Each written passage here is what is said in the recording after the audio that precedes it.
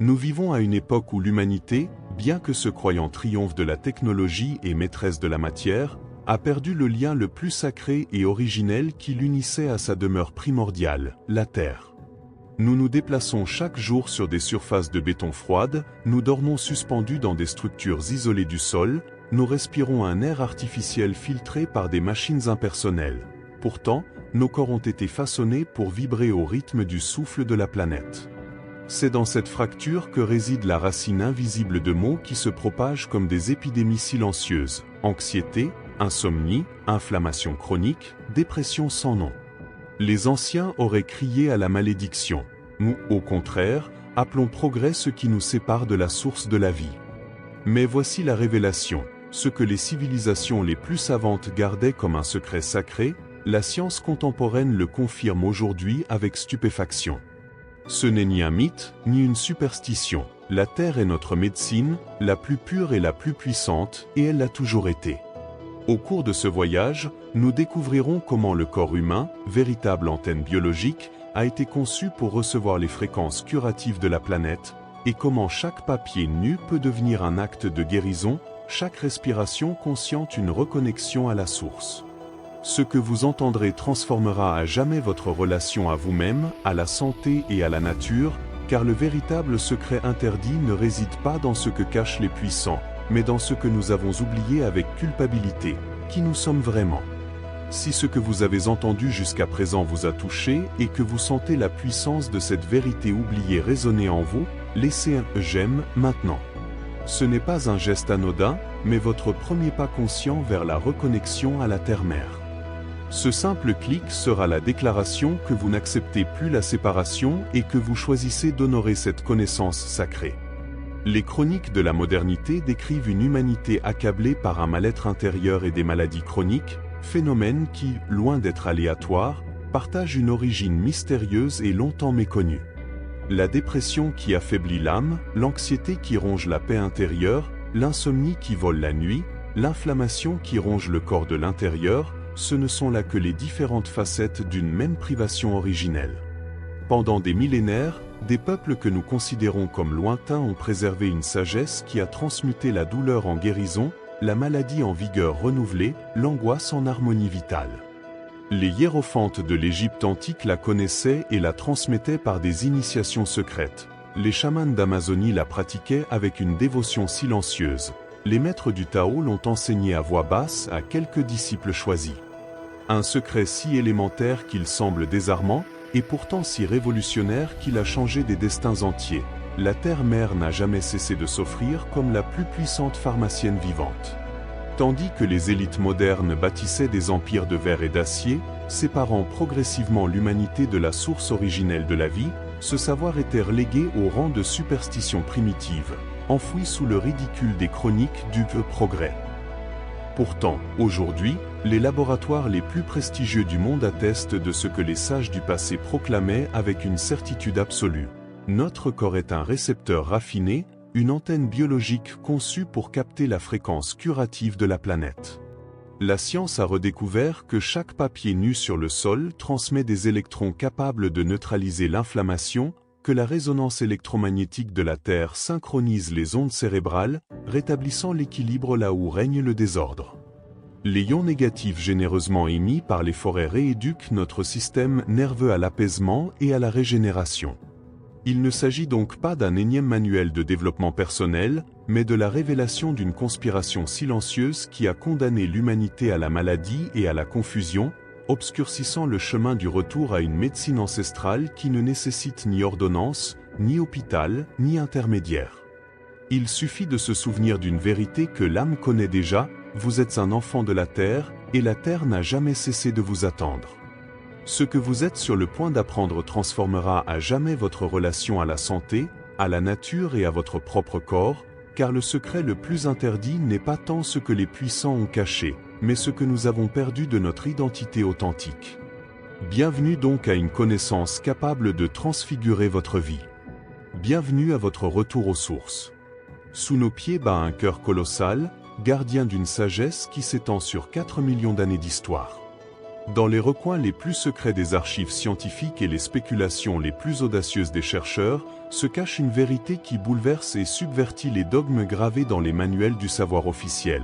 La Terre n'est pas une masse inerte suspendue dans le vide spatial, mais un organisme vivant et conscient, capable de respirer, de percevoir et de réagir à chaque pas de notre espèce à sa surface.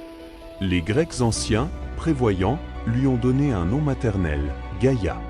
Ce n'était pas une simple envolée poétique, mais une profonde reconnaissance, un acte de révérence envers l'entité cosmique qui englobe les océans, nourrit les forêts, génère l'air qui alimente nos poumons et façonne les cycles éternels de la vie. Pour ces peuples, marcher sur la terre était comme poser les mains sur la poitrine d'un être immense, palpant le pouls d'une intelligence dépassant l'entendement humain. Et maintenant, après des siècles d'oubli, la science contemporaine s'approche avec stupéfaction de ce que les maîtres chamaniques et les traditions de sagesse n'avaient jamais cessé de préserver. La surface de la planète émane un champ électrique continu d'environ 100 volts par mètre, vibrant à une fréquence précise de 7,83 Hz, connue dans les cercles universitaires sous le nom de résonance de Schumann. Mais que les anciens appelaient simplement le souffle de la mer. Le biochimiste de la NASA, James Lovelock, a osé proposer une proposition qui a changé à jamais le paradigme scientifique. La Terre est un système autorégulé, un organisme vivant qui maintient l'équilibre de la température, de la salinité des océans et de la composition atmosphérique, orchestrant les conditions nécessaires à la survie de la vie.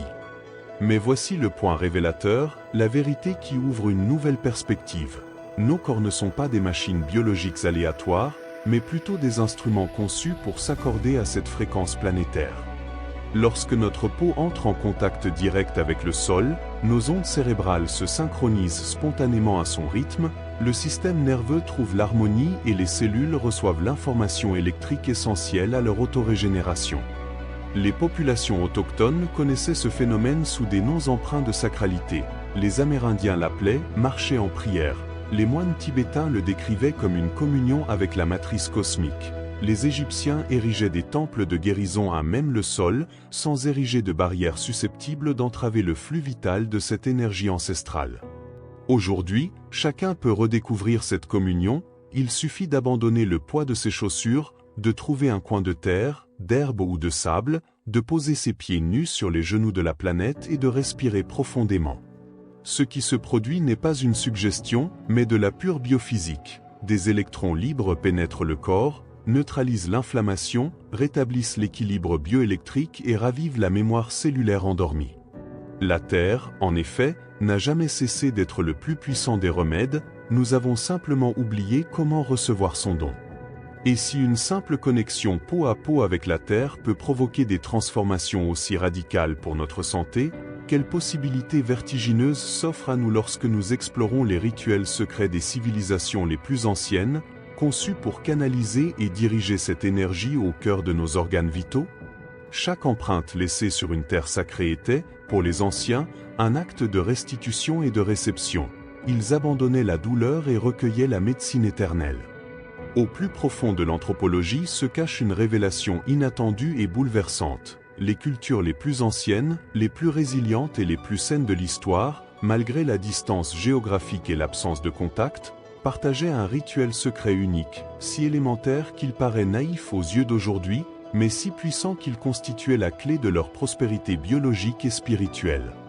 Jamais, quelles que soient les circonstances, ils n'ont rompu le lien direct entre leurs pieds et le ventre de la mer. Les Hunza de l'Himalaya, réputés pour vivre plus de 120 ans sans souffrir de maladies chroniques, ont marché pieds nus sur les glaciers et les rochers toute leur vie. Les Okinavéens, détenteurs du record mondial de longévité, cultivaient leurs champs les pieds enfouis dans la terre humide. Les Massaïs d'Afrique, dotés d'une endurance prodigieuse et d'une immunité aux maladies cardiaques, ont ignoré le concept de chaussures jusqu'à l'avènement de l'ère moderne. Mais la liste ne s'arrête pas là. Les aborigènes d'Australie, connectés sans interruption à leur terre depuis 65 000 ans, ont développé un système nerveux si sensible aux fréquences telluriques qu'ils pouvaient sentir l'arrivée de la pluie bien avant que les nuages ne s'amassent. Leurs pieds, véritables antennes biologiques, captaient des vibrations électromagnétiques qui parcouraient des centaines de kilomètres. Les traditions védiques de l'Inde parlaient de Bhmi Sparsa, le contact sacré avec le sol. Ils savaient que chaque point de la plante du pied correspondait à un organe vital, et marcher pieds nus signifiait donc non seulement recevoir de l'énergie terrestre, mais aussi stimuler naturellement, par la pression, un processus d'auto-guérison généralisé. Les Amérindiens ont poussé cette sagesse encore plus loin. Les anciens Lakota enseignaient que marcher avec de fins mocassins équivalait à prier, mais marcher pieds nus signifiait se dissoudre dans le grand esprit.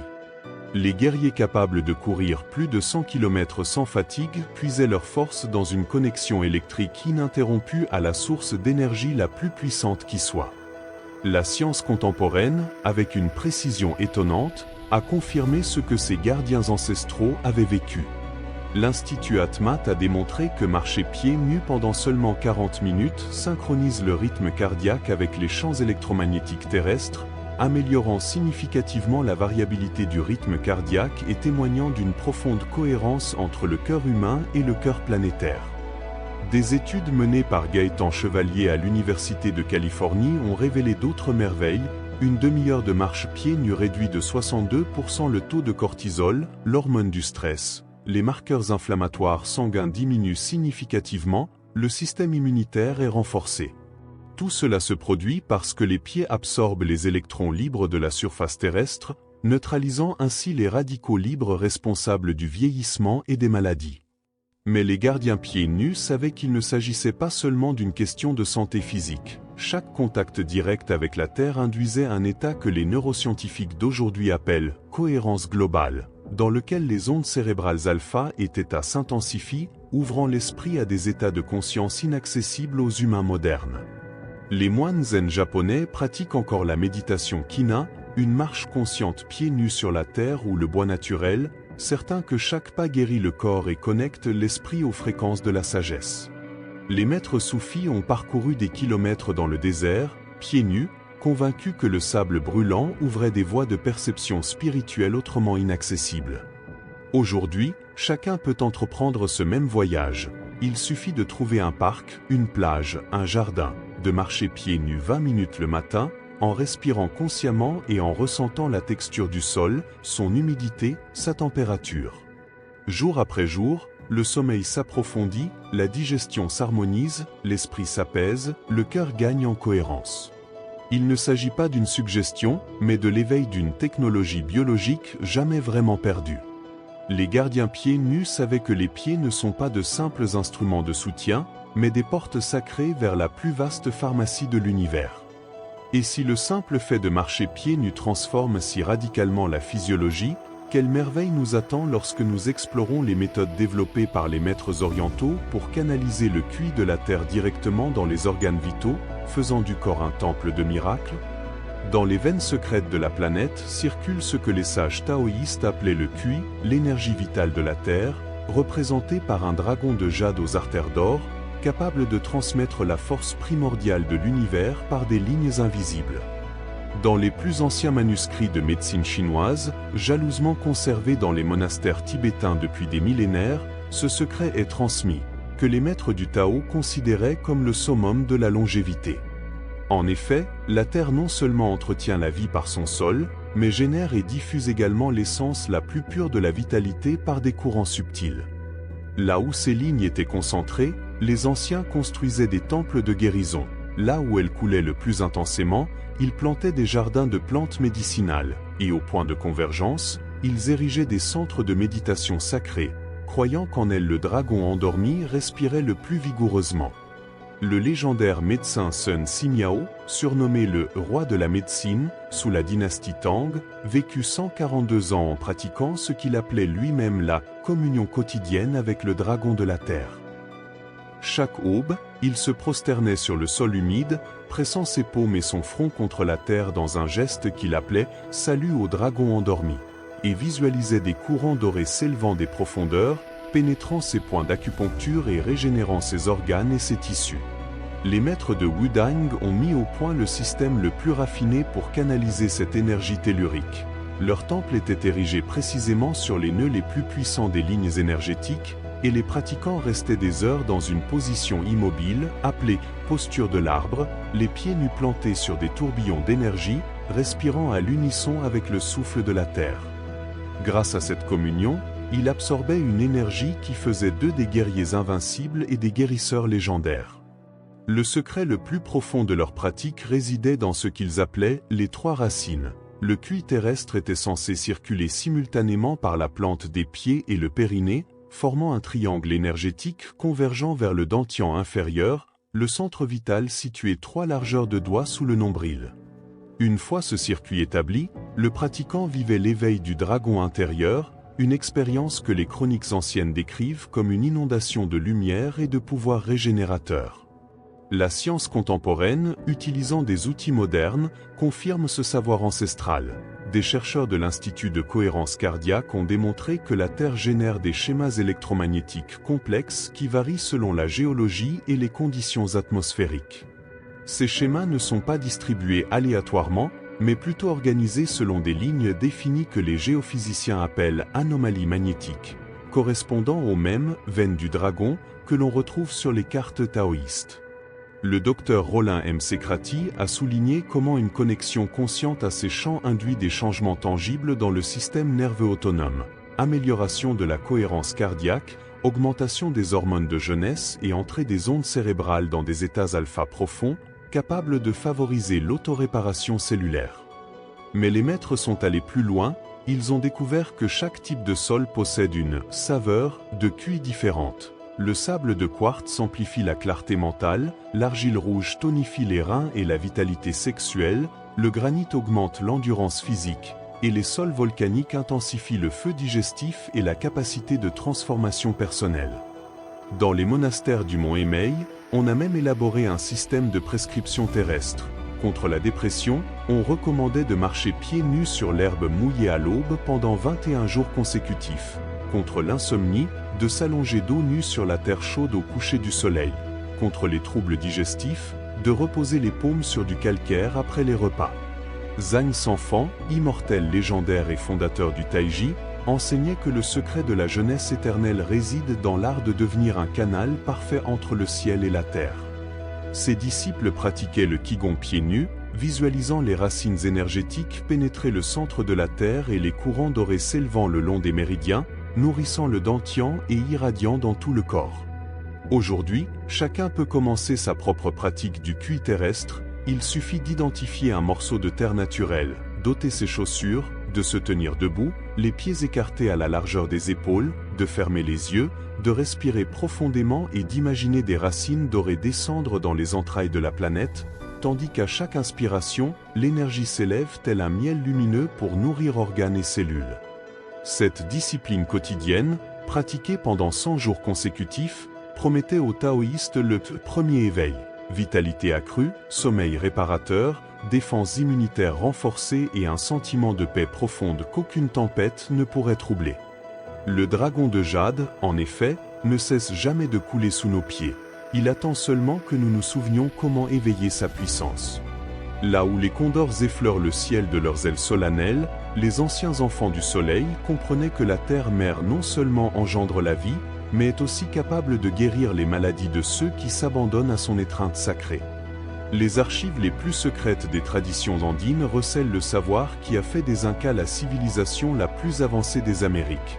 La compréhension que la Pachamama, loin d'être une simple entité spirituelle, est une pharmacie vivante, capable d'absorber la douleur humaine et de la transformer en une santé radieuse.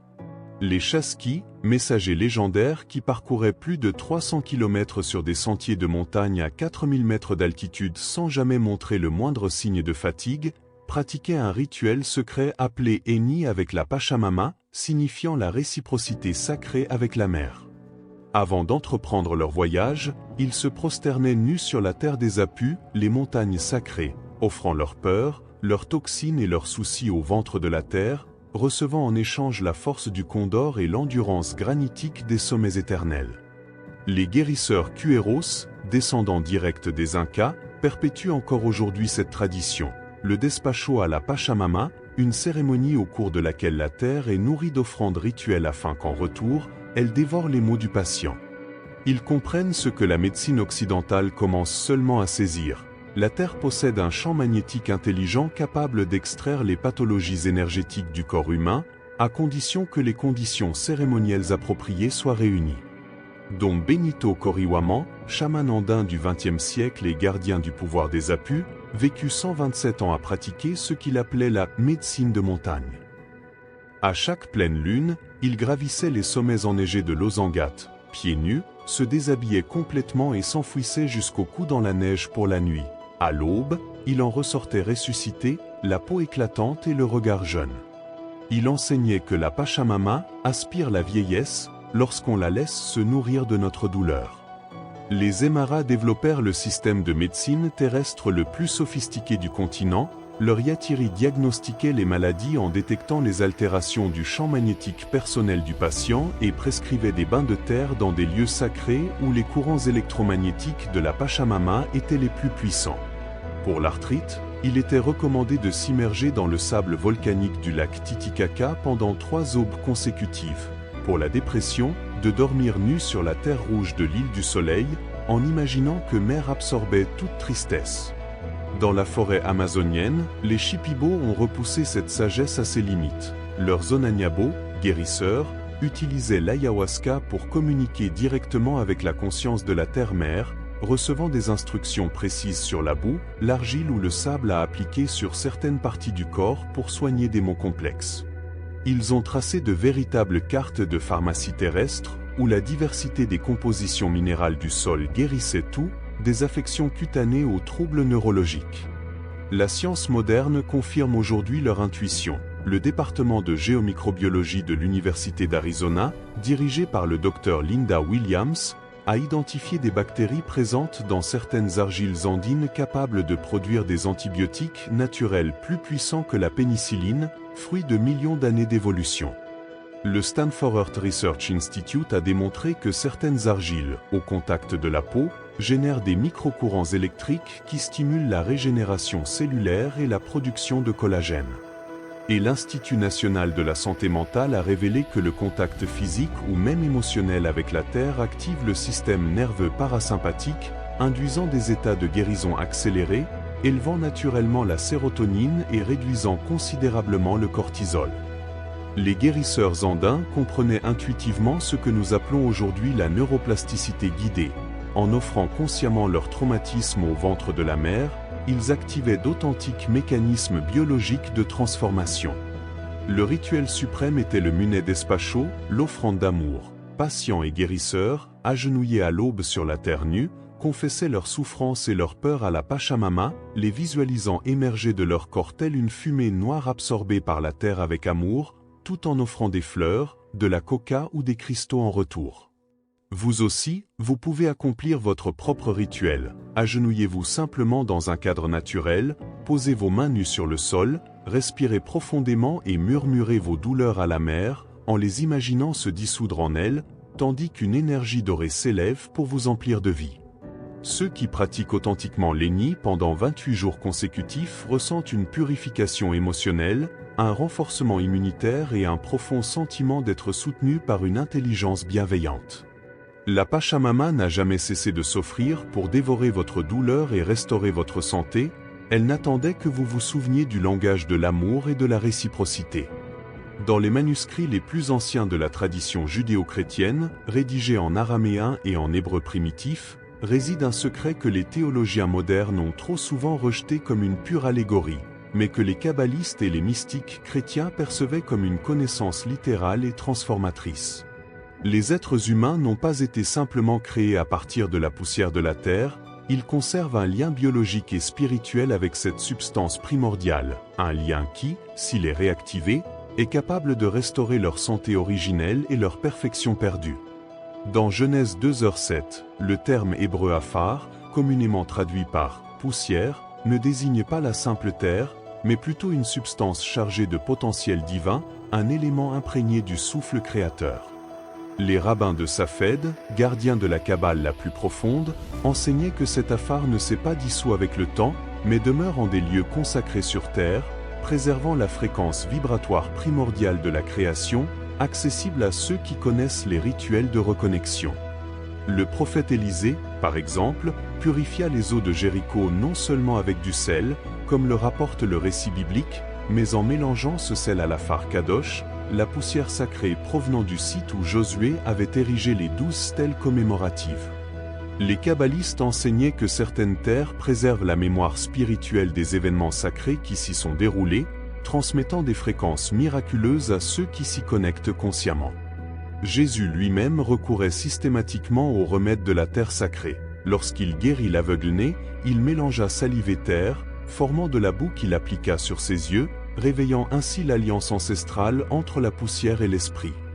Les évangiles gnostiques, conservés depuis des siècles dans les grottes de Nag Hammadi, révèlent que le Christ enseigna à ses disciples les plus proches que la poussière dont Adam fut formé conserve encore le pouvoir de résurrection, et que quiconque connaît le secret pour la réveiller peut guérir n'importe quelle maladie et régénérer n'importe quel corps. Les Esséniens de Quran, une communauté mystique qui, selon de nombreux érudits, a directement influencé les doctrines de Jésus, ont développé un système thérapeutique complet basé sur ce principe, appelé médecine adamique. Leurs manuscrits de la mer morte décrivent des rituels au cours desquels les malades s'immergeaient dans des bains de boue spéciaux de la vallée du Jourdain, prononçant les noms sacrés de Dieu pour activer ce qu'ils appelaient la mémoire édénique du corps. Les mystiques chrétiens médiévaux ont également perpétué ce savoir. François d'Assise, par exemple, pratiquait ce que les biographies secrètes appellent la communion avec la terre, se roulant nu dans la boue non pas en guise de pénitence, mais pour renouer avec son principe originel. Les chroniques rapportent qu'après de telles expériences, il semblait guéri de ses blessures et irradiait une lumière qui insufflait la paix autour de lui. Sur le mont Athos, les moines ont conservé la pratique de la proskinèse géodique. Pendant le carême, ils s'allongeaient complètement sur le sol argileux de leurs cellules, s'imaginant fusionner avec la substance primordiale de la création et implorant le Saint-Esprit de restaurer en eux la perfection adamique qui existait avant la chute. Aujourd'hui, la recherche moléculaire révèle des aspects inattendus. Le docteur Oded Gohan, de l'Institut archéologique de Tel Aviv, a démontré que certaines argiles de Terre Sainte contiennent des concentrations exceptionnelles de minéraux paramagnétiques capables de générer des champs électromagnétiques mesurables. Ces derniers, au contact de l'eau et des tissus humains, créent des microcourants bioélectriques stimulant la régénération cellulaire. Les études du géologue Dan Evel ont révélé que les argiles bibliques possèdent des structures cristallines capables de stocker et de transmettre des informations électromagnétiques pendant des millénaires, de véritables mémoires minérales. Des recherches classifiées du Vatican, menées en collaboration avec l'Université pontificale grégorienne, auraient confirmé que certains sols de sites bibliques produisent des altérations mesurables des champs bioélectriques des personnes qui les touchent directement. Les mystiques médiévaux avaient l'intuition de ce que nous appelons aujourd'hui la médecine quantique. Ils savaient que se connecter consciemment à la Terre tout en se souvenant de son principe divin n'était pas un simple acte de foi, mais plutôt l'activation de véritables mécanismes d'autoréparation inscrits dans la mémoire cellulaire. Le rituel le plus puissant, connu sous le nom de recordatio adamica, consistait à se rendre nu à l'aube sur un sol naturel, de préférence sacré, allonger les bras tendus en croix, à réciter Recordar Domine quia pulvi sum, enregistre, Seigneur, que je sois pulvérisé, et à imaginer son corps se dissoudre dans la terre pour se reformer dans sa perfection originelle.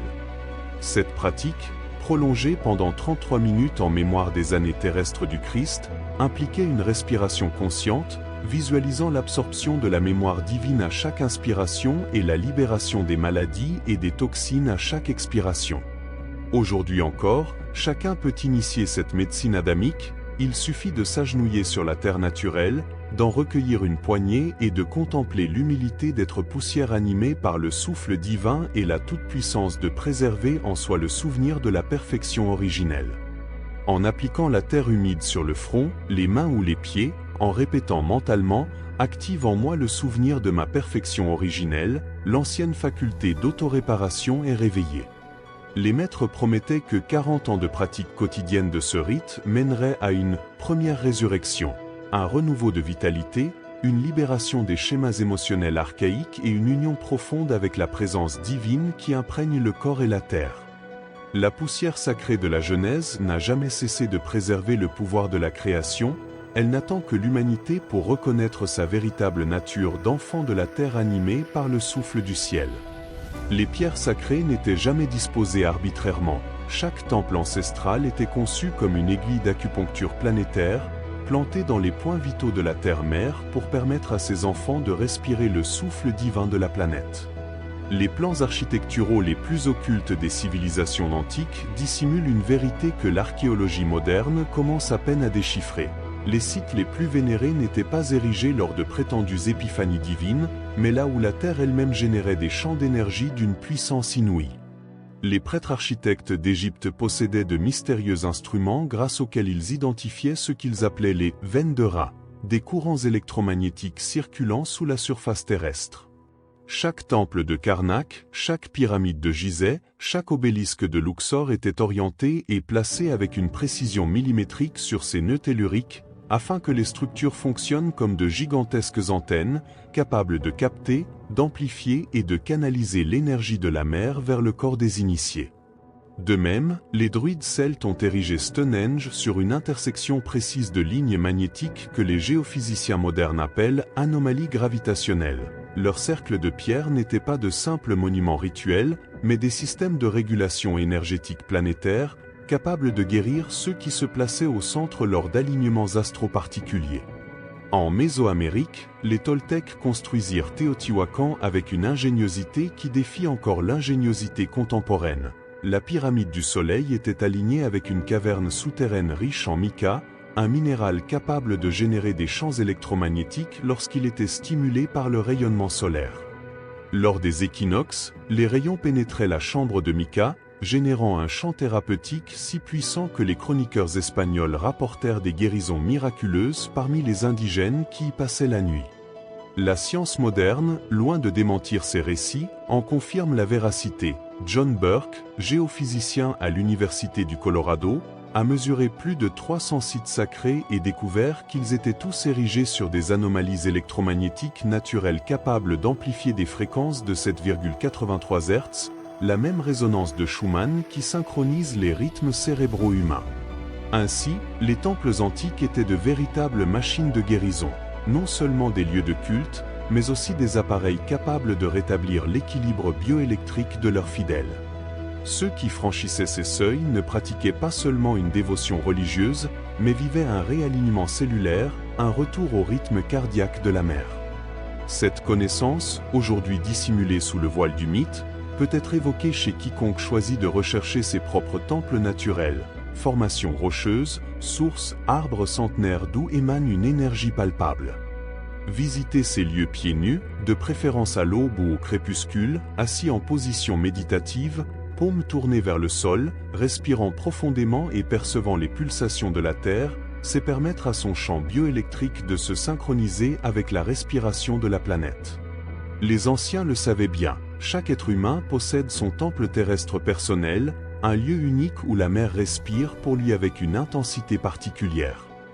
Et si de tels temples ont été construits avec tant de soin pour canaliser les énergies planétaires, qu'adviendra-t-il lorsque la science moderne démontrera que le simple fait de connecter électriquement notre corps à la Terre suffit à inverser les processus de la maladie et du vieillissement? La réponse nous mène au cœur du XXIe siècle où la discipline de l'ancrage scientifique révèle, grâce à des outils de mesure et d'analyse, ce que les pierres et les prêtres avaient déjà sculpté il y a des millénaires. Dans les laboratoires les plus avancés du XXIe siècle, la science a redécouvert ce que nos ancêtres naïfs n'avaient jamais oublié. La Terre est le médicament le plus puissant qui soit, et une connexion électrique directe avec elle peut inverser les processus même du vieillissement. En 1998, une découverte fulgurante a bouleversé les fondements de la médecine moderne. Clint Hobbe, ingénieur électricien devenu chercheur biomédical, a compris que le corps humain fonctionne comme un conducteur sophistiqué conçu pour absorber les électrons libres de la surface terrestre. Après des décennies d'expérience avec les systèmes électroniques, il a constaté que les appareils les plus sensibles doivent toujours être mis à la terre pour éliminer les interférences électromagnétiques. Une pensée lui a traversé l'esprit. Si les machines ont besoin d'une mise à la terre pour fonctionner correctement, comment l'organisme humain ou le système bioélectrique le plus complexe jamais observé ou pourrait-il s'en passer? Des études préliminaires, menées en collaboration avec l'Institut Atmat, ont démontré que se connecter électriquement à la Terre, que ce soit en marchant pieds nus ou à l'aide d'appareils conducteurs, produit des changements physiologiques en quelques minutes. Le taux de cortisol se normalise, la viscosité sanguine diminue et la variabilité du rythme cardiaque s'améliore significativement. James Oschman, biophysicien à Harvard et pionnier de la médecine énergétique, en a expliqué le mécanisme. La Terre possède une charge négative constante, générée par les quelques 5000 éclairs qui la frappent chaque minute. Ce réservoir infini d'électrons libres, une fois absorbé par l'organisme, neutralise les radicaux libres, principaux responsables du vieillissement et des maladies chroniques. Des études ultérieures, menées par Gaëtan Chevalier à l'Université de Californie, ont révélé des résultats extraordinaires. Des personnes ayant dormi connectées électriquement au sol ont montré une réduction de 68% de leur taux de cortisol nocturne, une amélioration de 85% de la qualité du sommeil, une réduction marquée des douleurs chroniques et une cicatrisation accélérée des plaies.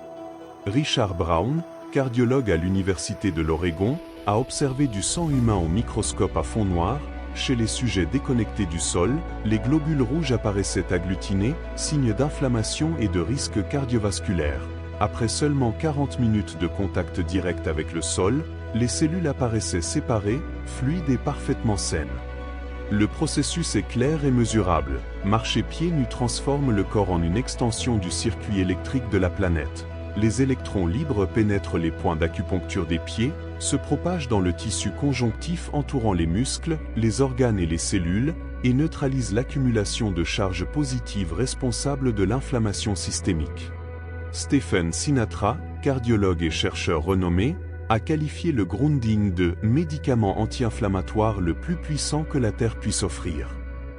Ces patients, qui pratiquaient régulièrement le grounding, ont signalé des améliorations de la tension artérielle, des arythmies et des marqueurs inflammatoires supérieurs à celles obtenues avec de nombreux traitements médicamenteux. Les astronautes en fournissent la preuve la plus éloquente. Après de longues périodes loin de la Terre, ils développent de l'ostéoporose, une atrophie musculaire, des troubles cardiovasculaires et de l'insomnie ou les mêmes maladies qui affligent aujourd'hui des millions de citadins, isolés de la Terre par des couches de caoutchouc et de béton. La pratique de la mise à la terre peut transformer la santé de manière immédiate et tangible. Il suffit de marcher pieds nus 30 minutes par jour sur l'herbe, le sable ou toute autre surface naturelle conductrice. En l'absence d'espace vert, le simple fait de poser ses mains nues sur un arbre pendant 20 minutes rétablit la connexion électrique. Plus puissant encore est la mise à la terre profonde. S'allonger entièrement au sol, la surface maximale du corps en contact direct, multipliant ainsi les points d'entrée des électrons guérisseurs. Les effets sont progressifs. Dès la première semaine, le sommeil devient plus réparateur. Dès le premier mois, la douleur et l'inflammation diminuent significativement. En 3 mois, l'énergie et la vitalité augmentent significativement. Des études montrent qu'une pratique régulière de l'ancrage à la terre peut même inverser les marqueurs biologiques du vieillissement. La Terre n'a jamais cessé d'être notre source d'électricité thérapeutique. La science moderne n'a fait que confirmer ce que nos ancêtres pieds nus savaient depuis toujours. Et si la simple connexion au sol produit des effets aussi extraordinaires, qu'advient-il lorsque nous nous exposons aux dons aériens invisibles de la nature, sillons bénéfiques capables de reprogrammer l'ensemble du système nerveux vers des états de paix et de guérison profonde ? Dans chaque goutte de pluie, chaque vague déferlante, chaque rayon de soleil filtrant à travers les feuillages, la nature libère ses molécules les plus invisibles et les plus puissantes. Les ions négatifs, des particules éthérées capables de reconfigurer le cerveau humain, de restaurer le calme et de déclencher de profonds processus de guérison en quelques minutes. Dès 1932, dans les laboratoires de l'Université Columbia, une découverte a radicalement changé notre compréhension des bienfaits de l'environnement. Le physicien Alexander Chizevski a identifié ces particules, les qualifiant de « vitamines de l'air », de véritables antidépresseurs naturels au pouvoir supérieur à celui de toute drogue de synthèse. Les ions négatifs sont générés lorsque des forces naturelles foudre, cascades, vagues, rayonnement solaire filtré par les forêts, décomposent les molécules d'eau et d'oxygène, créant des microparticules chargées électriquement négativement. Une fois inhalées, Elles pénètrent dans la circulation sanguine et modifient la chimie du cerveau, éliminant ainsi instantanément dépression, anxiété et insomnie. Ce n'est pas un hasard si les moines tibétains ont toujours construit leurs monastères près de cascades et de glaciers, si les maîtres japonais ont érigé des temples de méditation dans des forêts humides près de ruisseaux de montagne, et si les yogis et ascètes malais ont choisi des grottes cachées derrière des cascades rugissantes. Chacun a intuitivement reconnu les endroits où la nature produit ses particules d'illumination en plus grande abondance. La science moderne explique pourquoi. Félix Sulman, de l'Université hébraïque de Jérusalem, a démontré qu'une exposition aux ions négatifs augmente le taux de sérotonine cérébrale de 25% en seulement 15 minutes, affectant non seulement le bonheur, mais aussi le sommeil, l'appétit, la digestion et la réponse immunitaire. Albert Kruger, de l'Université de Californie, a montré que les ions négatifs intensifient l'activité des cils respiratoires, ces filaments microscopiques qui protègent les poumons en éliminant bactéries et toxines. Respirer de l'air ionisé équivaut à une purification cellulaire profonde du système respiratoire. Michael Terman, neuroscientifique à l'Institut psychiatrique de New York, a confirmé que de fortes concentrations d'ions négatifs produisent des effets antidépresseurs comparables à ceux des médicaments les plus puissants, mais sans leurs effets secondaires. Des patients souffrant de dépression sévère, soumis à une demi-heure d'exposition quotidienne, ont constaté une amélioration de 85% en moins de 2 semaines. Mais le secret le plus profond réside dans l'intentionnalité de la nature elle-même. Elle a conçu certains écosystèmes comme de véritables pharmacies aériennes, capables de dispenser des doses précises d'ions négatifs dont le système nerveux humain a besoin pour fonctionner de manière optimale. Une forêt après une pluie contient jusqu'à 20 millions par centimètre cube, une cascade peut en générer jusqu'à 100 000. Un environnement urbain climatisé en contient moins de 100, une famine ionique qui compromet la santé cérébrale. Les effets sont immédiats et mesurables. Igor Nutt, de l'hôpital universitaire de Pennsylvanie, a démontré que l'état des asthmatiques et des personnes allergiques s'améliorait instantanément en respirant un air riche en ions négatifs, grâce à leurs effets antibiotiques et immunostimulants naturels. D'autres études, menées par Jakob Wojka en Autriche, ont montré que les étudiants exposés à de l'air ionisé négativement augmentaient leur capacité cognitive de 30%, améliorant ainsi leur concentration, leur mémoire et leur créativité. Le cerveau recevait littéralement de l'oxygène plus efficacement. Les civilisations antiques comprenaient intuitivement cette médecine aérienne. Les Grecs construisaient des temples sur des falaises pour exploiter le rideau de vagues ionien, les Romains construisaient des bains près des sources chaudes, les Celtes établissaient des sanctuaires dans les bois le long des ruisseaux. Aujourd'hui, chacun peut bénéficier de cette thérapie invisible. Une longue douche chaude libère une vapeur riche en ions négatifs. Sortir immédiatement après une averse et respirer profondément absorbe la plus haute concentration naturelle disponible. Planifier des visites de cascades, de plages ou de forêts humides n'est pas un simple passe-temps, mais un traitement thérapeutique ciblé. Même l'introduction de sources d'eau dans la maison ou la brumisation régulière des plantes libère des particules qui purifient l'air intérieur. La nature n'a jamais cessé de dispenser sa pharmacie aérienne, il suffit de se rappeler comment et où la respirer. Et si les ions négatifs peuvent si profondément reprogrammer l'esprit, quel mystère encore plus grand nous attend lorsque nous découvrirons que la Terre entière vibre à une fréquence spécifique capable de synchroniser nos ondes cérébrales avec des états de conscience que la médecine moderne peine même à concevoir. Sous le vacarme incessant de la circulation urbaine et le ronronnement artificiel des voitures, la Terre continue de murmurer une douce mélodie. Une berceuse électromagnétique capable de synchroniser les ondes cérébrales avec des états de guérison, de lucidité et d'expansion de conscience, à condition d'apprendre à l'écouter. En 1952, le physicien allemand Winfried Otto Schumann a calculé que l'espace entre la surface terrestre et l'ionosphère se comporte comme une immense cavité résonante, générant des ondes électromagnétiques à une fréquence constante de 7,83 Hz, exactement la même fréquence que celle produite par le cerveau humain dans les états de relaxation profonde, de créativité et de régénération. Cette coïncidence n'est pas arbitraire, mais plutôt la preuve scientifique que l'esprit humain a évolué pendant des millions d'années en résonance avec l'impulsion électromagnétique de la Terre-Mère.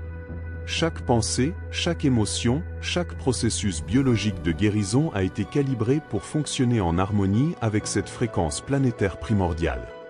Les chamans de toutes les cultures anciennes connaissaient ce secret sans avoir besoin d'instruments. Les tambours rituels amérindiens vibraient à 7,83 cycles, les moines tibétains chantaient le IM à la même fréquence, les chants grégoriens médiévaux, les chœurs aborigènes d'Australie et les rythmes tribaux africains étaient tous intuitivement en phase avec le souffle de la Terre. Le neurophysiologiste Wolfgang Ludwig fut parmi les premiers à documenter les effets dévastateurs de la séparation de la résonance Schumann. Dans des bunkers protégés électromagnétiquement, les humains développèrent rapidement des arythmies, de la dépression, de la désorientation et un effondrement immunitaire. Lorsque la fréquence de la Terre fut réintroduite artificiellement, les symptômes s'inversèrent immédiatement. Les astronautes ont confirmé cette réalité de manière spectaculaire. Lors de leur première mission spatiale, ils ont souffert de nausées, de troubles cardiovasculaires et de désorientation, non pas dus à la microgravité, mais à l'absence totale de fréquence Schumann. Depuis, chaque vaisseau spatial est équipé de générateurs reproduisant artificiellement le rythme cardiaque terrestre afin de maintenir l'équilibre de l'équipage. Le biophysicien Robert Beck a découvert que lorsque le cerveau humain se synchronise à 7,83 Hz, la production d'hormones de croissance augmente, les niveaux de mélatonine sont optimisés et les hémisphères cérébraux s'harmonisent parfaitement, générant des états de « cerveau global » typiques d'esprits extraordinaires comme Tesla, Einstein et Léonard de Vinci. Des études menées à l'Institut Monroe, en Virginie, ont démontré que les personnes exposées à cette fréquence par le biais de technologies de modulation cérébrale ressentaient des états de conscience altérés, des perceptions extrasensorielles, des expériences hors du corps et même l'accès à des souvenirs ancestraux, des phénomènes que la science conventionnelle peine à classer. Cependant, le problème crucial est le suivant. La pollution électromagnétique moderne a engendré une véritable famine Schumann. Les ondes radio, le Wi-Fi, les téléphones portables, les lignes à haute tension et les appareils électroniques créent un bruit constant qui empêche le cerveau humain de se syntoniser naturellement sur la fréquence terrestre. Neil Sherry, biophysicien à l'université Lincoln, en Nouvelle-Zélande, a démontré la corrélation directe entre l'augmentation de la pollution électromagnétique et la croissance exponentielle de la dépression, de l'insomnie et des troubles neurologiques en milieu urbain. Pourtant, des remèdes existent. Des moines tibétains méditant dans des grottes isolées des interférences présentent des ondes cérébrales parfaitement alignées avec la fréquence terrestre pendant des heures, des phénomènes que les neuroscientifiques qualifient de surhumains, mais qui représentent en réalité le fonctionnement naturel d'un esprit non perturbé. Se reconnecter à la résonance Schumann peut se faire par des pratiques quotidiennes de jeûne électromagnétique, 1 heure sans téléphone, Wi-Fi ou autres appareils, immergé uniquement dans la nature, et le cerveau se réaccorde spontanément. Les orages lointains, en amplifiant le chant terrestre, offrent des occasions privilégiées de méditation, des tambours accordés, des chants ancestraux et même des enregistrements de fréquences peuvent entraîner l'esprit à maintenir la synchronisation même en milieu urbain. Chaque minute passée en contact avec la résonance de la Terre renouvelle le lien ancestral avec l'intelligence planétaire. La Terre n'a jamais cessé de chanter sa mélodie de guérison, il suffit de faire taire le bruit artificiel pour retrouver sa voix. Mais si le simple fait de se reconnecter à cette fréquence transforme si profondément la conscience, quel prix incalculable l'humanité paie-t-elle aujourd'hui pour avoir complètement oublié cette médecine ancestrale? En moins d'un siècle, l'humanité a perdu une médecine qu'elle avait préservée et pratiquée sans le savoir pendant des millénaires, le contact direct avec la terre-mère. Le prix de ce vol silencieux se manifeste aujourd'hui par des épidémies de maladies que nos ancêtres, qui vivaient pieds nus et enracinés dans la terre, n'auraient jamais connues. En 1960, seulement 5% de la population mondiale souffrait de dépression clinique. Aujourd'hui, selon l'Organisation mondiale de la santé, plus de 35% des citadins souffrent de troubles de l'humeur. Dans les années 1970, le diabète de type 2 était pratiquement inconnu chez les jeunes. Aujourd'hui, il fait des millions de victimes en bas âge. Cancer, maladies auto-immunes, insomnie chronique, toutes ces affections modernes ont un dénominateur commun que la médecine conventionnelle refuse de reconnaître, la séparation totale d'avec la terre-mère. Pendant 99% de son histoire évolutive, Homo sapiens a marché pieds nus, dormi à même le sol, travaillé les mains dans la boue, restant constamment connecté au système électrique le plus stable qui soit, la surface de la Terre, avec sa charge négative perpétuelle et son impulsion électromagnétique de 7,83 Hz. L'invention de la semelle en caoutchouc en 1876 a marqué un tournant majeur. Des millions d'êtres humains ont commencé à se déplacer électriquement isolés de la planète. Les villes modernes ont parachevé cet isolement. Béton, asphalte, sol synthétique, gratte-ciel d'acier, barrière parfaite qui coupe tout échange électromagnétique entre le corps et sa source première d'équilibre. Le docteur Samuel Milam, épidémiologiste à l'Université de Washington, a démontré la corrélation dévastatrice entre l'électrification urbaine et l'apparition de ce que l'on appelle les maladies de civilisation. En comparant les communautés rurales traditionnelles aux communautés modernes, il a constaté que là où l'isolement électromagnétique était plus important, l'incidence des maladies chroniques était plus élevée. Les Amish de Pennsylvanie en sont l'exemple le plus frappant. En rejetant les technologies contemporaines, en marchant pieds nus et en conservant des pratiques agricoles traditionnelles, ils bénéficient de taux de dépression, de diabète, de cancer et de maladies cardiaques inférieurs de 80% à ceux des populations environnantes. Ce n'est pas génétique, mais simplement un lien terrestre. Des études ultérieures, comme celle du docteur Martin Zucker, ont démontré que l'inflammation silencieuse, à l'origine de presque toutes les maladies chroniques, est directement liée à une déconnexion de la Terre. Lorsque le corps manque d'un flux constant d'électrons libres, les radicaux libres s'accumulent sans être neutralisés, provoquant une oxydation cellulaire permanente qui vieillit et affaiblit tous les systèmes. Malheureusement, les enfants sont les premières victimes de cette époque. Des générations entières grandissent sans contact avec la Terre, souffrant de troubles du déficit de l'attention, d'autisme, d'insomnie et d'obésité infantile ou des épidémies inconnues il y a seulement 50 ans. Des études montrent que leur système nerveux se calme radicalement lorsqu'ils retrouvent un contact régulier, pieds nus, avec la nature. La perte fut progressive, mais orchestrée.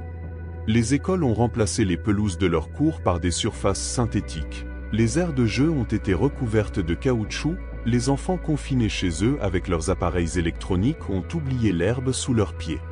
En une seule génération, l'humanité a abandonné une médecine qui avait protégé la santé physique et mentale pendant 300 000 ans. Et l'aspect le plus sombre de ce processus réside dans son caractère non aléatoire. Les entreprises pharmaceutiques et technologiques ont bâti des empires économiques sur le traitement des symptômes de la déconnexion sans jamais s'attaquer à sa cause. Les populations malades, déconnectées de leur médecine gratuite la plus puissante, sont garantes de profits incommensurables. Les hôpitaux modernes incarnent l'apogée de ce paradoxe. Des bâtiments isolés du sol, saturés d'appareils électromagnétiques entravant la guérison, où l'on administre aux patients des médicaments qui traitent les symptômes sans jamais reconnecter le corps à sa source vitale. Certains médecins pionniers commencent à s'insurger. Laura Conivé prescrit une thérapie de mise à la terre à ses patients souffrant d'inflammation chronique, constatant des améliorations supérieures à celles de nombreux traitements médicamenteux. Joseph Mercola qualifie la déconnexion de la Terre de « carence nutritionnelle la plus grave de la modernité » et soutient que les électrons terrestres devraient être considérés comme un nutriment essentiel, au même titre que les vitamines. Se libérer de cette médecine volée est immédiatement possible. Chaque pas pieds nus aujourd'hui est un acte de restitution ancestrale. Chaque nuit passée au contact de la Terre est un processus de réparation cellulaire. Le besoin d'antidépresseurs, de sédatifs et d'anti-inflammatoires pourrait diminuer ou disparaître, non par un miracle extérieur, mais par le rétablissement d'une connexion que nos ancêtres considéraient comme aussi naturelle que la respiration. La pharmacie la plus puissante de la planète n'a jamais cessé d'attendre, ensevelie sous le béton, le caoutchouc et la désinformation. Maintenant que vous connaissez la vérité, quelle transformation attendent votre corps et votre âme lorsque vous redécouvrirez les rituels qui vous restituent pleinement à la pharmacie vivante de la mer. Le voyage vers la terre-mère ne requiert ni pèlerinages épiques ni instruments complexes, mais simplement le courage d'ôter ses chaussures, la conscience de respirer intentionnellement et la patience d'écouter le battement de cœur ancestral qui a toujours pulsé sous nos pieds. Après des décennies de déconnexion, le retour à la médecine terrestre doit être lent et rituel. Le corps a oublié comment traiter les courants électromagnétiques terrestres, les pieds sont devenus fragiles à cause de l'isolement permanent, et le système nerveux doit réapprendre le langage électrique de sa planète d'origine. Les anciens ont développé des protocoles de reconnexion dont la science confirme aujourd'hui l'importance pour une réintégration harmonieuse. Durant les 7 premiers jours, on pratique ce que l'on appelle l'éveil des racines. À l'aube, debout pieds nus sur du gazon naturel, du sable ou même de la terre contenue dans un pot organique, on inspire profondément, visualisant des racines dorées descendant de la plante des pieds jusqu'au centre de la terre. Chaque expiration prolonge la pénétration des racines, chaque inspiration suscite une énergie dorée qui remonte le long des jambes et de la colonne vertébrale, emplissant chaque cellule. Le premier jour, 5 minutes suffisent, augmentant progressivement jusqu'à 11 le 7e jour. Cette progression permet d'éviter ce qu'on appelle la surcharge électrique, c'est-à-dire l'impact violent de trop d'électrons sur un système déconnecté depuis longtemps. La deuxième semaine, nous passons à l'immersion progressive, le bain de terre, un ancien rituel chamanique. Vous vous allongez entièrement sur le sol, de préférence humide et matinal, mais toute surface naturelle convient. Placez votre dos, vos bras, vos jambes et votre tête en contact direct, en minimisant la barrière tissulaire pour maximiser les échanges bioélectriques. Il ne s'agit pas d'ostentation, mais d'une thérapie électromagnétique précise. En respirant pendant 20 à 30 minutes, vous sentez chaque cellule vibrer, chaque tissu se resynchroniser. L'humidité, la température et la texture de la terre deviennent un langage que le système nerveux reconnaît comme primordial. La troisième semaine, l'activation des points vitaux est introduite. Les médecins chinois ont identifié le point Yongquan, source jaillissante, sur la plante des pieds et le Laogong, palais de travail, sur la paume des mains, comme des portes d'entrée privilégiées pour l'énergie terrestre. Assis en position du lotus, mains et pieds appuyés au sol, vous visualisez l'énergie dorée pénétrer simultanément par les 4 portes, créant un circuit complet qui rééquilibre les organes en temps réel. Les maîtres taoïstes affirmaient que cette configuration accélérait considérablement l'absorption du chi terrestre. La 4e semaine apporte ce que l'on appelle l'intégration saisonnière. Les différents moments de la journée et les différentes conditions naturelles offrent des qualités énergétiques distinctes. La rosée du matin véhicule une électricité plus pure, la terre gorgée de pluie intensifie la transmission des ions négatifs, le sol réchauffé par le soleil de l'après-midi procure une chaleur thérapeutique qui pénètre les muscles et les articulations. Les guérisseurs traditionnels ont soigneusement cartographié les surfaces naturelles à différentes fins.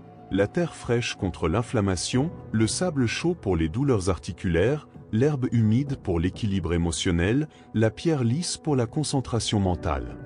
Une fois le cycle de reconnexion terminé, un protocole d'entretien quotidien est nécessaire. 10 minutes pieds nus le matin en sirotant le premier verre, marcher pieds nus pendant les activités quotidiennes, et un contact libérateur le soir, 15 minutes au sol avant le coucher, en visualisant les tensions se dissoudre dans le ventre maternel. Après 30 jours, les signes sont tangibles. Sommeil profond, réveil spontané et sans inquiétude, réduction des douleurs chroniques, stabilité émotionnelle face au stress, énergie physique plus vive sans stimulants artificiels, digestion harmonisée et immunité renforcée. Mais le changement le plus radical est intime. Nous retrouvons un sentiment d'appartenance oublié, la certitude que l'humanité n'est pas séparée de la nature, mais en est une expression consciente. Les peuples anciens appelaient cela « se souvenir de sa place dans le cercle sacré ». Ce rituel de retour n'exige pas la perfection, mais la constance. Chaque pas pied nu est un remède, chaque respiration consciente au sol est apaisante, chaque instant de connexion dissout des années d'aliénation urbaine. La Terre-Mère a patiemment attendu, elle connaît notre vrai nom, celui qui n'a jamais été séparé de son amour guérisseur. Lorsque le corps aura retrouvé sa capacité ancestrale à recevoir son énergie, le temps viendra d'accueillir le message final que la Pachamama murmure depuis des millénaires à ceux qui savent l'écouter. Dans l'étreinte finale entre le Fils perdu et la Terre-Mère, la vérité la plus lumineuse et la plus radicale se révèle, il n'y a jamais eu de véritable séparation, et la distance que nous percevons n'est rien d'autre qu'un rêve douloureux dont nous nous réveillons maintenant, pour nous rappeler que nous sommes la conscience même de la Terre se contemplant à travers des yeux humains. Après un long voyage à travers les secrets les plus cachés de la médecine tellurique, après avoir entrevu comment des civilisations entières ont bâti leur santé et leur sagesse sur leur connexion avec la planète, et après avoir appris que même la science moderne confirme chaque intuition ancestrale concernant notre lien électromagnétique avec la mer, le moment de la révélation finale arrive. Nous ne sommes pas des hôtes de ce monde, ni des accidents cosmiques marchant sur la pierre morte. Nous sommes la façon dont la Terre prend conscience d'elle-même, son souffle devenant parole, son battement de cœur devenant cœur humain. Chaque cellule de notre corps est composée de minéraux terrestres, chaque respiration échange de l'oxygène et du dioxyde de carbone avec l'atmosphère planétaire, chaque battement de cœur est en harmonie avec les pulsations électromagnétiques émanant du noyau terrestre. Les mystiques de toute tradition, parvenus à cette compréhension, ont exprimé la même vérité dans différentes langues. Les Védas proclamaient Aham Brahmasmi, je suis l'univers, les soufis murmuraient Analak, je suis la vérité divine. Les chamans andins chantaient Eni, la réciprocité sacrée entre le microcosme humain et le macrocosme terrestre. Tous convergeaient vers la même révélation. La séparation entre l'homme et la nature n'est qu'une illusion de l'esprit moderne. Lorsque les pionniers de la science fondamentale ont mesuré pour la première fois les courants électriques circulant entre les corps humains et la surface de la planète, ils ont involontairement documenté une vérité spirituelle ancestrale: il n'y a pas de frontière entre notre corps et la Terre. Nous sommes des champs électromagnétiques temporaires immergés dans le champ planétaire éternel. Pour les peuples qui n'ont jamais rompu ce lien, l'expression « se connecter à la nature » n'a aucun sens. Ce serait comme dire « se connecter à son cœur ». Il parle plutôt de se souvenir de sa place dans le réseau sacré, de s'éveiller de l'illusion de la séparation, source de toute souffrance. C'est la réconciliation ultime qu'attend la Terre-Mère. Non pas que nous retournions à elle comme des enfants prodigues, mais que nous prenions conscience de ne jamais nous être séparés. Cette déconnexion fut une expérience temporaire, une douloureuse épreuve de conscience collective, utile peut-être pour que la planète puisse vivre le drame de la séparation et la joie de la réunification. Chaque pas pieds nus n'est pas une simple thérapie, mais la façon dont la Terre se perçoit à travers nos terminaisons nerveuses. Chaque respiration consciente dans une forêt n'est pas une simple inhalation de remède, mais la gratitude de l'atmosphère pour sa propre perfection. Chaque abandon sur la Terre nue n'est pas l'accueil d'un être extérieur, mais la fin de l'illusion d'être isolé de l'amour infini qui nous est propre. La paix que nous ressentons n'est pas une illusion, mais le soupir de soulagement de la Terre lorsqu'un de ses enfants se souvient de sa véritable identité. Les saints de toutes les religions, embrassant la Terre, ne se prosternaient pas devant une force extérieure, mais célébraient l'identité commune entre la conscience divine et la conscience terrestre. Ainsi, marcher pieds nus ne sert pas à absorber des électrons, mais à nous rappeler que nous sommes le flux même d'électrons devenus conscients de nous-mêmes. La méditation n'est pas une quête d'un don extérieur, mais une célébration du fait que nous sommes une intelligence cosmique exprimée à la fois dans l'air que nous respirons et dans les poumons qui le transforment. Lorsque cette vérité est pleinement acceptée, l'inévitable se produit. L'angoisse existentielle se dissipe, la peur de la mort s'évanouit, la solitude devient impossible. Comment la Terre pourrait-elle être seule, si chacun de nous est l'une de ces innombrables formes de compagnie? Comment pourrions-nous mourir, si nous sommes les expressions temporaires d'un principe éternel qui ne cesse d'engendrer de nouvelles formes? Les êtres éveillés qui ont atteint cette réalisation irradiaient une paix réparatrice, non pas parce qu'ils étaient dotés de pouvoirs surhumains, mais parce qu'ils avaient cessé de résister à leur véritable nature, la conscience terrestre incarnée. Leur simple présence rappelait aux autres leur dignité divine. La réconciliation finale avec la mer n'est pas un objectif futur, mais une vérité déjà présente à chaque respiration, à chaque battement de cœur, à chaque pas. Chaque instant est l'occasion de se rappeler que nous sommes le souffle de la Terre, son rythme cosmique, sa danse consciente à la surface. La médecine que nous recherchions à l'extérieur était toujours intérieure, la mer que nous vénérions comme extérieure était toujours notre essence. L'illusion du voyage se dissout dans la révélation que nous n'avons jamais quitté la source. Voici le secret ultime, il n'y a pas de secret, car il n'y a pas de séparation, seulement une conscience infinie jouant à l'oubli et à la mémoire d'elle-même, et tu en es l'une des plus précieuses expressions. Bienvenue chez toi, enfant de la terre. Bienvenue à la reconnaissance que tu as toujours été la mère contemplant sa propre beauté à travers le regard humain. Le cercle sacré est bouclé, la réconciliation accomplie. Maintenant que ce voyage vous a conduit au cœur palpitant de la terre-mère et vous a redonné la mémoire de qui vous êtes vraiment, il ne vous reste plus qu'une étape simple et décisive. Laissez cette vérité s'épanouir dans votre quotidien. Ne la reléguez pas au rang de théorie, ne la laissez pas s'évaporer comme une pensée fugace, vivez-la. Chaque respiration est un acte sacré, chaque pas est une prière silencieuse, chaque contact avec la terre est un retour au sein maternel qui ne vous a jamais abandonné. La réconciliation n'est pas un concept, c'est une expérience. Ce n'est pas l'avenir, c'est le présent. Vous êtes la terre pensante, vous êtes le ciel respirant, vous êtes le mystère de l'univers contemplé à travers le corps humain, fragile et merveilleux. Vous n'avez jamais été séparés et vous ne le serez jamais. Et c'est précisément en ce moment que je voudrais vous demander un geste simple mais significatif. Aimez cette vidéo, non pas simplement par habitude, mais en signe de gratitude envers la Terre-Mère pour nous avoir accueillis dans son univers de connaissances. C'est un acte d'énergie positive, un petit geste qui témoigne de votre reconnaissance et renforce ce cercle de conscience. Avant de vous dire au revoir, je vous invite également à commenter avec un mot spécial, un mot nouveau, à la fois révélation et promesse, Tellurvo.